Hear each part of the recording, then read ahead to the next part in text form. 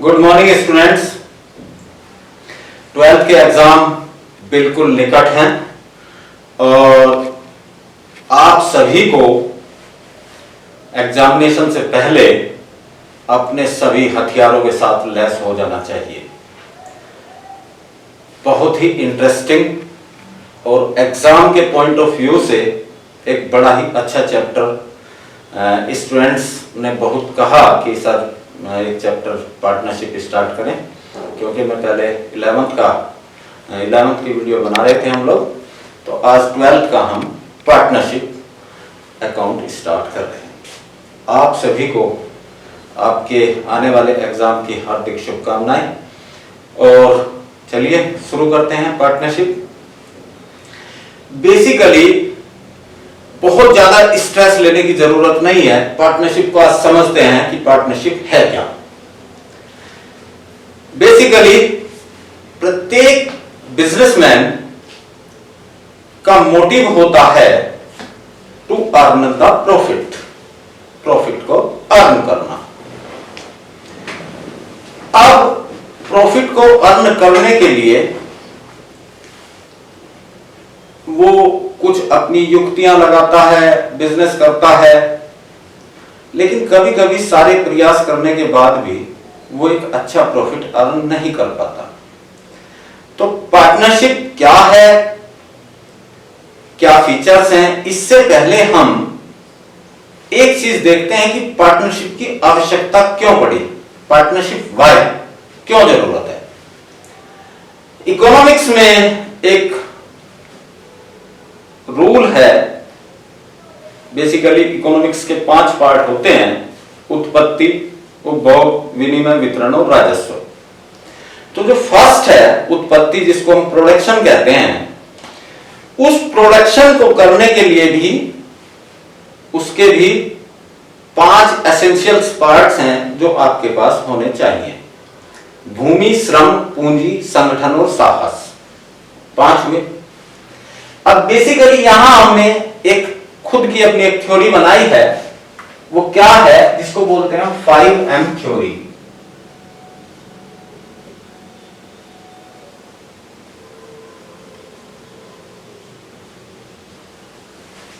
यानी कि यहां क्या है, 5M है।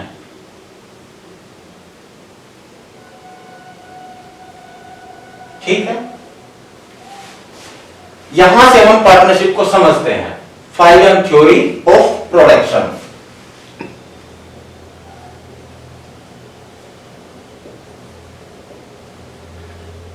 यानी प्रोडक्शन की 5M थ्योरी। तो फर्स्ट क्या है, मैन,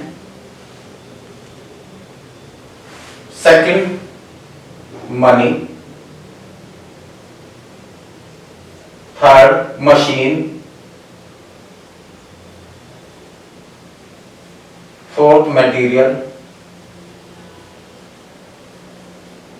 और फिफ्थ मार्केट।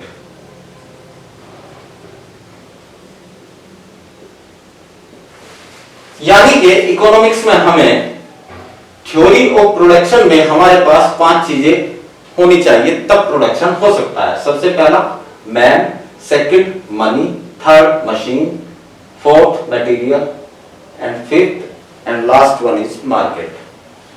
ठीक है, एक व्यक्ति होगा, उसके पास कुछ धन होगा, धन के बाद वो कुछ मशीनें, इंफ्रास्ट्रक्चर का डेवलपमेंट करेगा, मटेरियल लगाएगा, उससे प्रोडक्शन होगा, उस प्रोडक्शन को सेल आउट करेगा मार्केट में और मार्केट से उसको मिलेगा कैश, यानी कि प्रॉफिट। तो प्रॉफिट अर्न करने के लिए इनकी आवश्यकता होती है।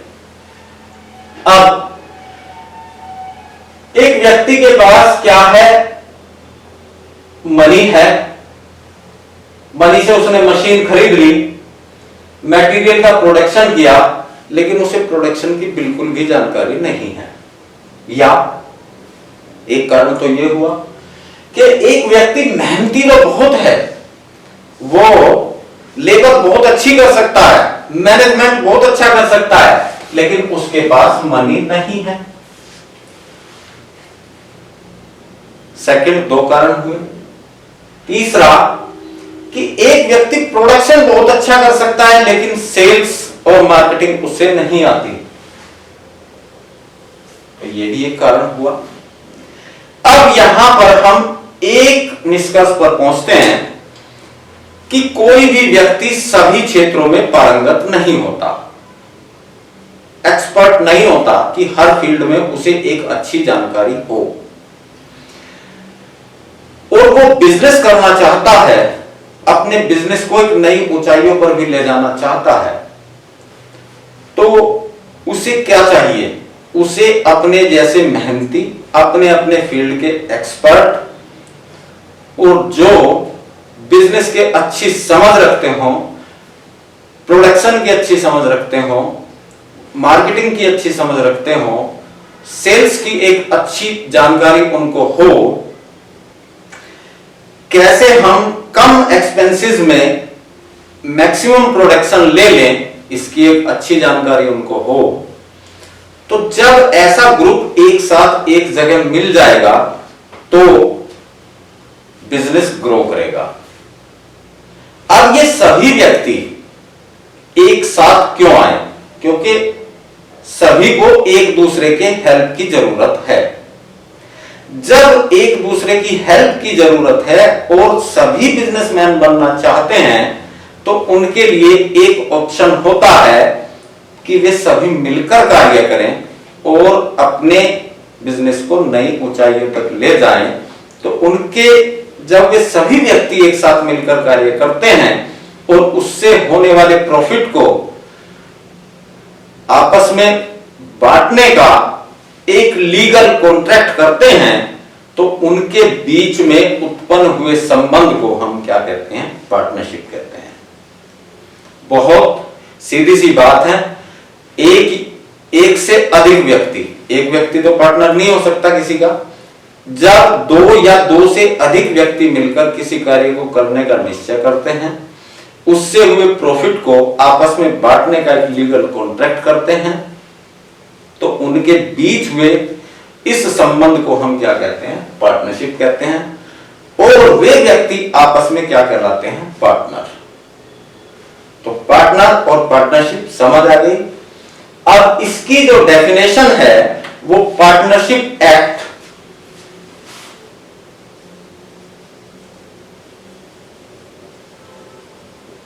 पार्टनरशिप एक्ट 1932, ये जो डेफिनेशन दी गई है पार्टनरशिप एक्ट 1932 की सेक्शन 4 के अनुसार है।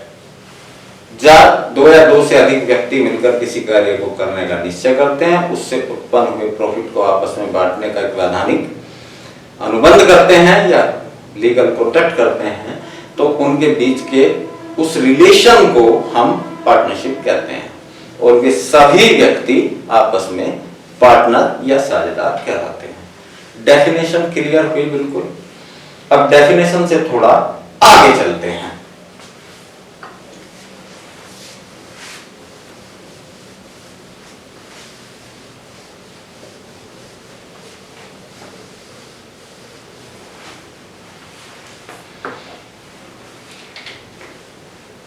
अब आता है आपका ये हुई डेफिनेशन, और डेफिनेशन से आगे आएगा फर्म।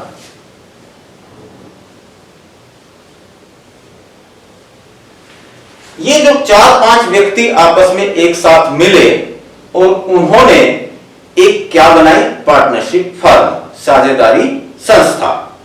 ठीक है, साझेदारी संस्था पार्टनरशिप एक्ट 1932 के अनुसार बनती है। अब साझेदार कौन एक फर्म में साझेदार बन सकता है? यहां एक छोटा सा प्रश्न उठता है कि किस व्यक्ति को हम साझेदार बना सकते हैं। सीधी सी बात है, मोटा मोटी एक चीज याद रखिए जो कि हर जगह अप्लाई भी होती है। एक एमएलए बनने के लिए जितनी आवश्यकताएं होती हैं, जितनी योग्यताएं होती हैं, वही एक पार्टनर बनने के लिए योग्यताएं होती हैं। बस केवल एज लिमिटेशन थोड़ी सी कम, यानी वयस्क व्यक्ति 18 वर्ष के बाद में कोई भी व्यक्ति किसी फर्म में साझेदार बन सकता है। मैक्सिमम की कोई लिमिट नहीं है, कम से कम 18 साल का हो, वैलिड कॉन्ट्रैक्ट करने का उसे अधिकार हो, यानी कि जब वोट देने का अधिकार मिल जाए तो वो व्यक्ति पार्टनर बन सकता है। पार्टनर बनने के बाद अब पार्टनर के कुछ अधिकार, राइट्स भी होते हैं। एक साझेदार के अधिकार क्या क्या होते हैं, यानी कि जब कोई पार्टनरशिप फर्म चलती है तो उसमें पार्टनर्स को क्या क्या अधिकार मिलते हैं। जब फर्म का फॉर्मेशन हो गया तो सबसे पहले वो फर्म कोई ना कोई बिजनेस करेगी। उस बिजनेस में वो पार्टनर क्या करेगा, सहयोग करेगा। सहयोग करेगा तो वो फर्म के हिसाब किताब को देखने का अधिकारी होगा। सबसे पहले क्या होगा कि फर्म का जितना भी हिसाब किताब है उसको वो देख सकता है, अपनी सलाह दे सकता है। जब हिसाब किताब को देखेगा तो सलाह भी दे सकता है। फर्म अच्छा कार्य करे, उन्नति करे, प्रगति करे, उसके लिए सुझाव दे सकता है। सुझाव माने भी जा सकते हैं। वो पांचों जितने भी पार्टनर्स हैं उनके बीच में वो अपनी बात रखेगा, मानी भी जा सकती है, नहीं भी मानी जा सकती, या उसके निगेटिव पॉजिटिव एस्पेक्ट बताए जा सकते हैं। सबसे पहले वो फर्म्स की बुक्स को देख सकता है। समय पर अपना प्रॉफिट और लॉस मांगने का अधिकारी होता है। भाई फर्म एक निश्चित समय के बाद प्रॉफिट और लॉस की कैलकुलेशन होती है। जो उसके हिस्से में आता है, प्रॉफिट आता है, प्रॉफिट मिलेगा, लॉस आता है तो लॉस मिलेगा। दो काम हो गए पार्टनर के। कहीं से भी उसको पेमेंट को अरेंज करके पेमेंट करना पड़ता है तो उसको बोलते हैं असीमित दायित्व। ठीक है, यानी ये बहुत इंपॉर्टेंट चीज है कि वो कहां तक रेस्पॉन्सिबल है, यानी वो अनलिमिटेड लायबिलिटी, लिमिटेड लायबिलिटी नहीं है किसी पार्टनर की, अनलिमिटेड लायबिलिटी है। ठीक है, सीमित या असीमित दायित्व किसी को बोलते हैं। तो ये हुए पार्टनर्स के क्या राइट्स, अधिकार। अब यदि कोई फर्म की स्थापना होती है तो स्थापना होने के साथ साथ 20 बिंदु हैं छोटे छोटे। भाई सबसे पहले सभी पार्टनर्स आपस में बैठ के एक वैलिड कॉन्ट्रैक्ट करेंगे, यानी आपस में एक अनुबंध करेंगे। वो अनुबंध लिखित भी हो सकता है, मौखिक भी हो सकता है। ऐसा नहीं है कि अगर लिखित होगा तभी मान्य होगा, वो मौखिक भी हो सकता है। ओरली भी कह सकते हैं कि हम सभी मिलकर जो है पार्टनर एक फर्म बनाते हैं, फर्म ये बिजनेस करेगी, इससे जो प्रॉफिट होगा हम इक्वली बांट लेंगे या फला फला परसेंटेज में बांट लेंगे।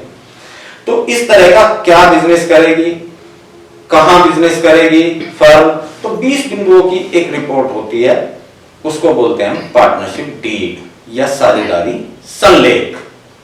ठीक है, पार्टनरशिप डीड सबसे पहले उसमें होता है फर्म का नाम,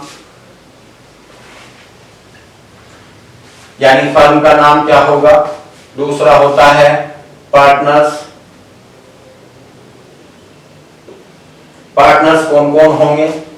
तीसरा होता है फर्म का एड्रेस, फर्म कहां पर बिजनेस करेगी। फिर पर्पस क्या है, यानी कौन सा बिजनेस करेगी। उसके बाद आता है बिजनेस के बाद प्रॉफिट शेयरिंग रेशियो क्या रहेगा। यानी ये सारी चीजें जो हैं पहले से ही पूर्व निश्चित हो जाती हैं। ये लिखित भी हो सकता है, मतलब पार्टनरशिप डीड रिटन डॉक्यूमेंट भी हो सकता है और ओरली भी हो सकता है। ठीक है, अब एक चीज बहुत इंपॉर्टेंट है,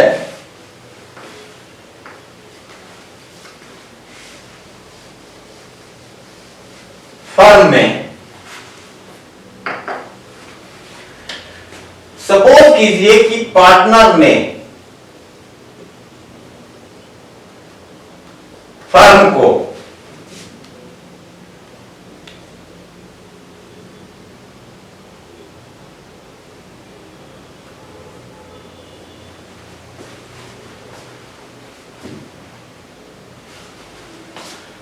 पार्टनर्स ने फर्म को क्या दिया? लोन।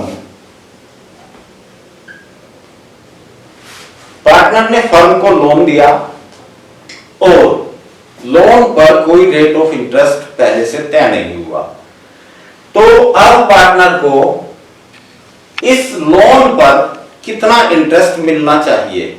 अगर ये चीज पार्टनरशिप डीड में नहीं लिखी हुई है तब इसकी रेट होती है 6% पर एनम, यानी कि 6% वार्षिक की दर से उसको पार्टनर द्वारा फर्म को दिए गए लोन पर 6% की दर से ब्याज मिलेगा। अगर कहीं भी फर्म में इस संबंध में कोई भी प्रावधान या कोई भी प्रोविजन नहीं किया गया है तो इंटरेस्ट रेट कितनी होगी? 6%। ये केवल ध्यान रखने वाली बात है और इस टाइप का क्वेश्चन में इस टाइप की एडजस्टमेंट जरूर मिल जाती है। अब कई बार क्या होता है कि फर्म और पार्टनरशिप ये दोनों अलग अलग चीज हैं। यदि कोई पार्टनर फर्म से चला जाता है तो पार्टनरशिप डीड या पार्टनरशिप खत्म हो जाती है, लेकिन फर्म चलती रहती है। फर्म क्या होगी? चलती रहेगी, लेकिन पार्टनरशिप खत्म हो जाएगी। यानी कि फर्म का समापन, फर्म का dissolution of a firm is dissolution of partnership, but dissolution of partnership is not the dissolution of partnership firm। Clear है यहां तक?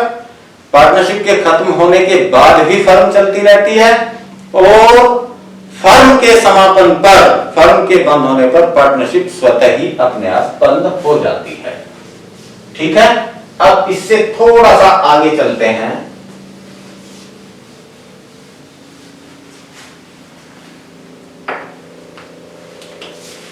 अब आता है change in profit sharing ratio.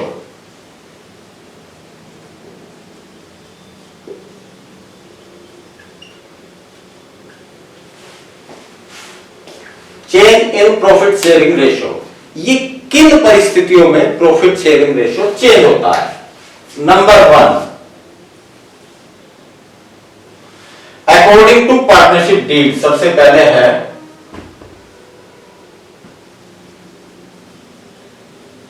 According to partnership deed.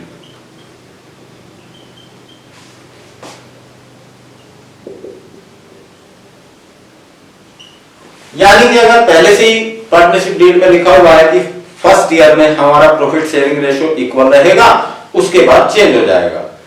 ठीक है, तो ये प्रोविजन पहले से ही दे रखा है, तो इस तरीके से प्रॉफिट शेयरिंग रेशियो चेंज हो जाता है। सेकंड क्या है इसमें? Admission of a partner. यदि आप किसी पार्टनर का एडमिशन करते हो तो उस कंडीशन में भी प्रॉफिट शेयरिंग रेशियो चेंज होता है। थर्ड है डेथ, रिटायरमेंट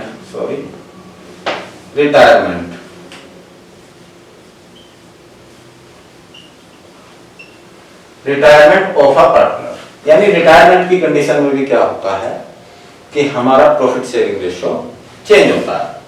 और फोर्थ है डेथ ऑफ अ पार्टनर।